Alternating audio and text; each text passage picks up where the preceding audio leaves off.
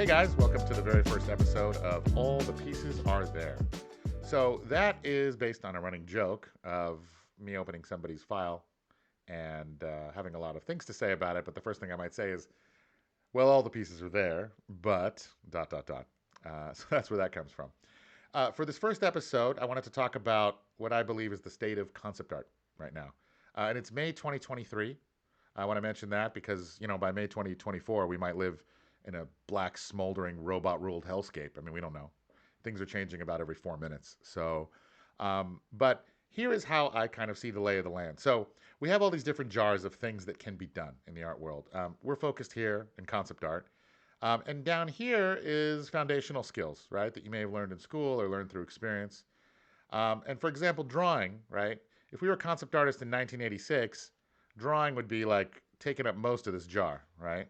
If you're Doug Chang or you're like Ian McCaig, one of those great Star Wars concept artists, it might take up a lot of the space. But what happened, let's say, some incredible new tech comes along, like 3D modeling, makes a program called Character Creator. Now, Character Creator does, characters really quickly and easily.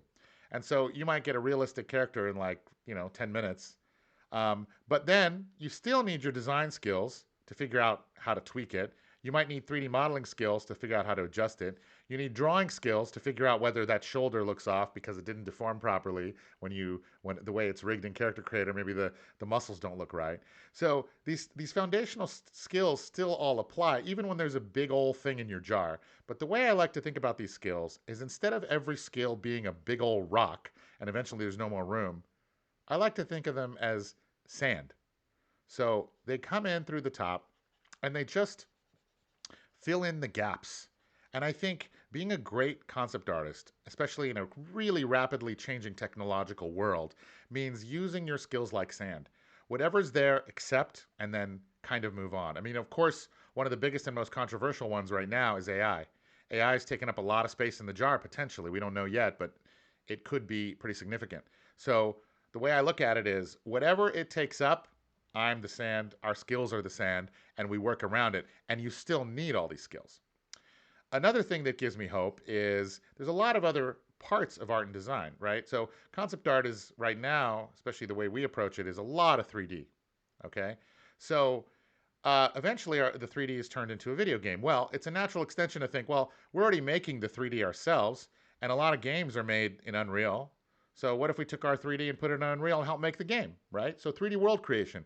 We're still taking our 3D modeling, our painting, our lighting, our design, all these concept art skills that many, many concept artists have can actually help with something else. Now, why think about other jars? Well, that's because the way I look at what we're doing is not just about what do I like to do, what's my thing. It's about how to provide value. Someone needs something to be made, someone's making a game, then they need their world created. And they might need someone with compositional skills, they might need someone with Unreal 5 skills, and we can translate our skills into these other things. Another jar, shot making and lighting. We're already doing that in 3D. We're already doing it in our paintings from school. We're already doing it in our 3D models that we make.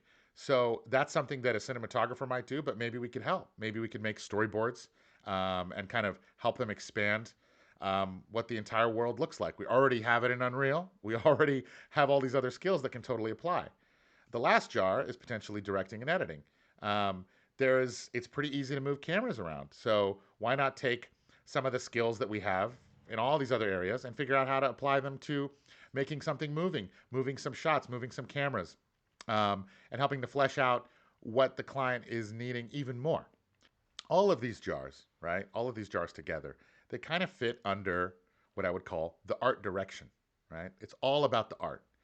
And, in my days working at video game companies, I can tell you the people that are the most successful are the ones that think not just about their own narrow field or profession, but what are they doing as a whole? What's the big picture? Well, above the art direction, what is the art direction serving? It's serving the story, right? Art direction is about telling a story. In a video game, maybe it's less relevant, but you have to figure that out. But it still is because we all like games with good stories. And even if it's not a story-based thing, the story is what determines the art direction because that's where you take cues from. And then why stories? Like, what is even the point? Well, the point of stories is to provide human beings with meaning, right? That's why we have stories. So if the big goal is meaning And the way all of us try to find what is important to humanity, we do it through storytelling.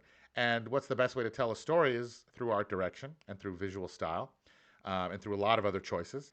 That if you can consider all of these three things together and think about how do I provide value to these greater things that we're shooting for, instead of what is my little space that I'm in, what is my little rock that is my rock and no one can move it, then I think it becomes really exciting to think about what the kind of future possibilities of concept art could be. All right, thanks so much. See you guys next episode.